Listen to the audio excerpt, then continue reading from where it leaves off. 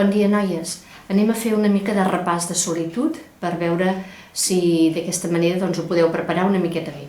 Farem una passejada per tots els capítols perquè tornar-los a llegir és impossible i intentaré en cadascun d'ells remarcar què és el que jo penso que hauríeu de recordar i de tenir present, d'acord? Els agruparé de 3 en 3 o de 4 en 4 per donar una certa unitat a tot el desenvolupament de la novel·la i no d'aturar-me un per un, cosa que ho faria molt llarg i una mica dispers. Per tant, agafo els primers capítols, d'acord? Els que són els capítols de pujada i primer contacte de la Mila i en Maties, en aquest cas el matrimoni, amb la muntanya, amb l'ermita i amb el pastor. D'acord? El primer sabeu que es titula La pujada i en certa manera ho heu d'entendre com una pujada, diguem-ne, ascètica, en el sentit de que és una pujada dificultosa, implica la renúncia també a tot el que deixa enrere i l'entrada a un món que li exigirà d'alguna manera molt d'ella mateixa, li exigirà una gran despesa d'energia, de vida personal, etc. Per tant, és aquesta ascesi, per dir-ho d'alguna manera, aquesta entrada a un món que també és un món molt espiritual, el món de la muntanya, és un món en certa manera simbòlic i és un món d'alguna manera desconegut per la Mila i per tant és l'entrada a una altra dimensió.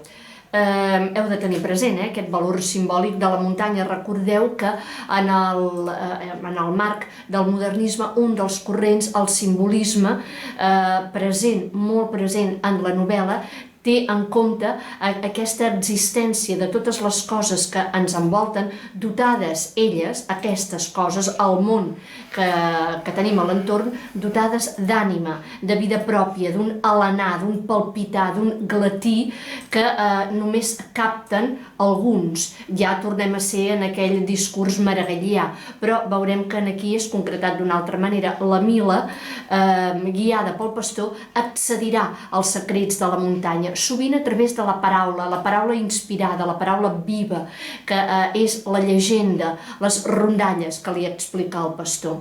Però veureu que moltes vegades la muntanya és presentada amb unes formes antropomòrfiques, amb una mena de vida pròpia, comparada amb animals, amb éssers, amb balenes, amb mugrons. Per tant, és una natura viva, per dir-ho d'alguna manera. Tingueu present això. Hi ha al·lusions diverses a la maternitat. Ara mateix acabo d'esmentar la forma de mugró d'una muntanya, d'un turó. Sabeu que la Mila d'alguna manera a ella la persegueix aquest desig de maternitat que no veurà mai complert, només d'alguna manera mig satisfet amb la presència d'en Valdiret, del nen, etc.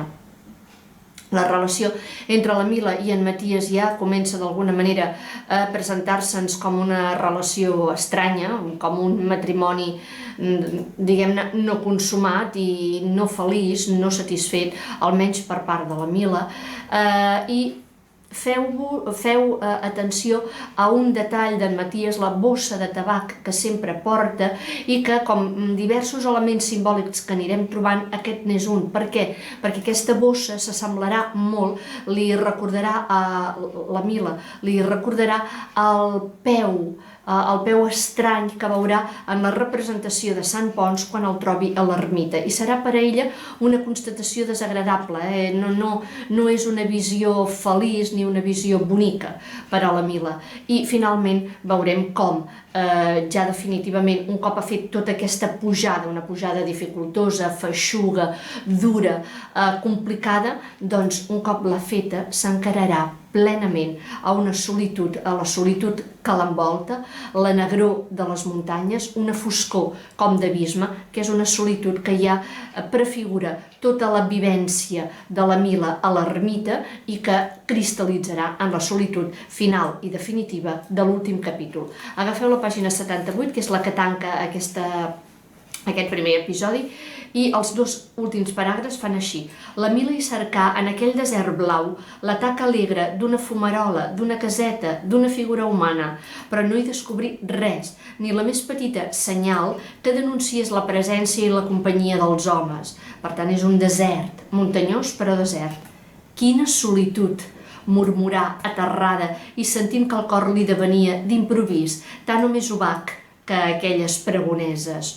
Obac vol dir ombrívol. Per tant, el seu cor en consonància, el seu esperit, ànim, en consonància amb l'entorn, sent també solitud, foscor, fredor, com l'entorn que l'envolta. Aquesta correspondència individu-entorn, individu-natura, és molt propi ja del romanticisme, però el simbolisme li dona un nou alenar, una nova vida. Som al capítol 2, que es titula Fosca, per tant estem en aquesta línia que comentàvem abans.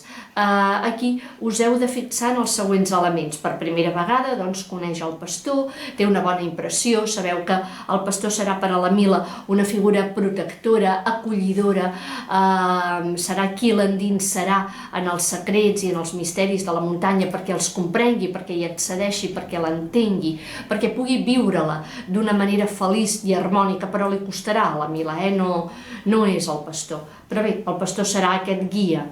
Heu de tenir present també la descoberta de l'ermita com un espai poc acollidor, d'acord? Veurà l'església, no diré enrunada, però sí molt abandonada, tot està encrostissat, tot està una mica destartalat, i la Mila hi haurà de fer aquella acció regeneradora que coneixeu del capítol 4, quan li agafa la febre de la neteja, però tot està una mica, diguéssim, marcat per la pols, les taranyines, la deixadesa. D'altra banda, hi ha Sant Ponç a tot arreu, en imatges, en estampes, en quadres, i Sant Ponç no li desperta a la Mila cap sensació benèfica ni protectora, al contrari, li sembla que se la mira malament, hi ha entre ells dos un feeling negatiu, per dir-ho així. I finalment voldria que us fixéssiu en aquestes pàgines, la 82, per començar. Mireu com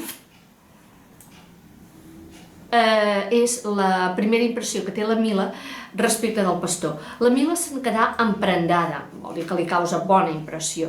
Li semblava un bon subjecte, agradós i servidor. Era baixet i primalís, però s'estarrufava la figureta, s'omplia una mica més amb la vestimenta, amb un gec ample, una mena de jaqueta, i curt, i unes calces també curtes i folgades de gruixut vorell, una tela basta, però gruixuda, que l'abrigava.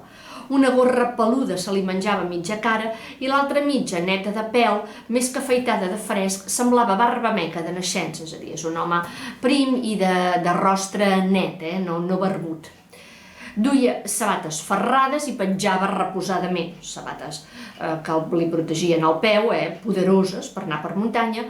La Mila li posà uns 40 anys. Recordeu que d'aquest equívoc, d'aquesta ignorància de la Mila, s'ha deriva tota una reacció, tot un sentiment d'ella cap al pastor, que només cap al final de l'obra és desmentit i provoca, d'alguna manera precipita el desenllaç. Aneu ara a la pàgina 87 i veureu quina és la relació que ella té amb Sant Ponç. Sota el mig punt de la volta, i amb l'ermita, enrondat de dauradures fumades, tot està brut i fumat pels ciris, d'angelets amb les carnetes plenes de nafres, vol dir que estan totes les figures trencades i estan escrostissades i rascades de pitxers, són gerros, amb roses de paper descolorides i colltortes. La Mila vegé altra volta a Sant Ponç, menut de cos, inflat de ventre. Aquest ventre inflat, recordeu que la idea de la maternitat és recurrent, a vegades amb connotacions positives, d'altres negatives.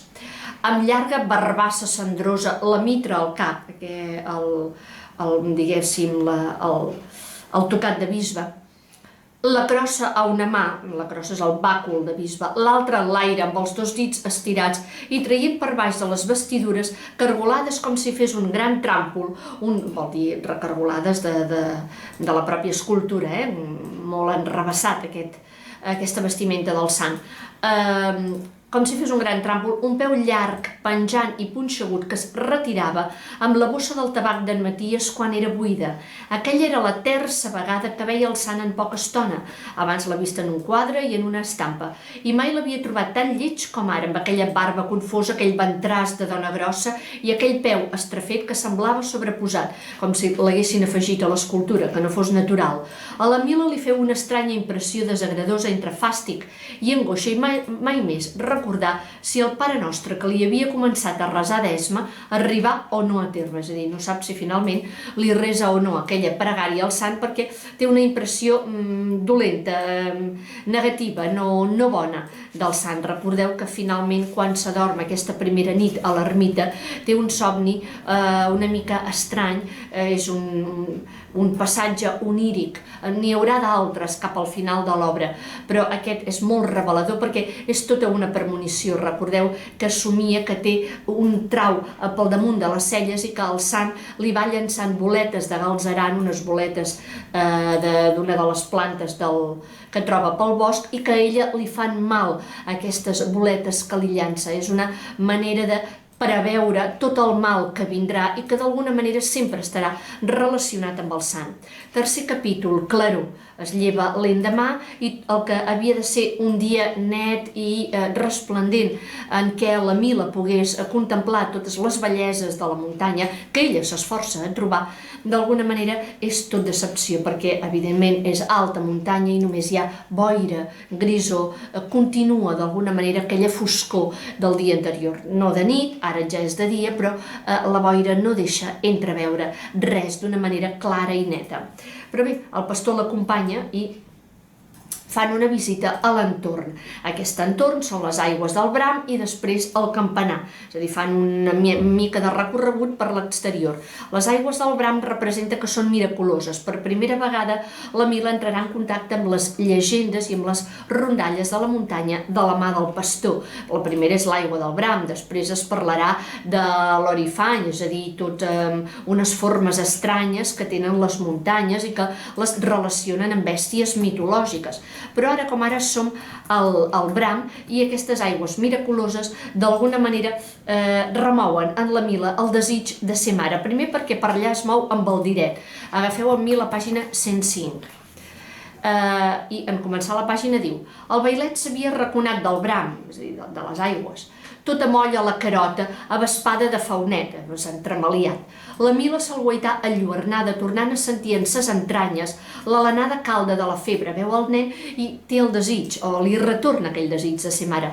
Miracles, miracles, deia el pastor. Veiam, doncs, i abocant-se ella també a la penya i xuclant coratjosament aquell gel pur que li trencava les dents, l'aigua és molt freda, i li aturava el respir, la dona feu de pensament un gran prec. I ens deixa l'oració en punts suspensius. Entenem tots que el prec és el de la maternitat, és ser mare.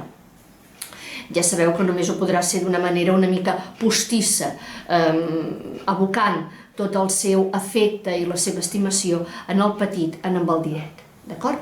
Ara agafeu amb mi la pàgina 110 i veureu el següent. Ara ja són a dalt del campanar, el pastor li ha explicat una altra llegenda, la del torrent de mala sang. Recordeu que és aquell rei moro que talla el cap a les noies amb qui ha passat la nit, però que després no li serveixen de res i les llança al torrent. D'aquesta manera el torrent porta aigües vermelles de la sang dels caps tallats de les noies i se sent sempre l'udolar, és a dir, el crit de les aigües, que són els ais, els crits, els gemets de les noies a qui ha tallat el cap aquest rei moro. Doncs bé, li he explicat tot això i estan contemplant el paisatge des de dalt del campanar i des de l'alçada divisa la figura d'un cap, d'un home, i és la primera aparició de l'ànima. D'acord? Tingueu present que és aquesta figura que es contraposa a la del pastor, mentre el pastor representa tota la virtut i les forces benèvoles, benefactores, positives de la natura. L'ànima representa tota l'animalitat, el salvatgisme, la força ferotge i destructora de la naturalesa. Soc als penúltims paràgrafs, els últims paràgrafs, que són amb signe, amb guionet de diàleg, i fa així. Un home, pastor, exclamat, mirada, com si acabés de retrobar el que pensava haver deixat lluny per la vida. El front del pastor s'ennuvolà. És a dir, a la Mila li semblava que per primera vegada en molt de temps, en moltes hores, trobava un home, una figura humana, i en certa manera se n'alegra. Però mireu la reacció del pastor. L'ànima va fer, i girant-se tot seriós cap a sa companya, afegir: pareu i ment, és a dir, aneu amb compte, amb aquest home ermitana, és la cosa més roïna de la muntanya. I amb aquesta afirmació ja se'ns prepara el terreny perquè considerem l'ànima amb el perfil que tindrà, la força salvatge i destructora de la naturalesa. Fins aquí.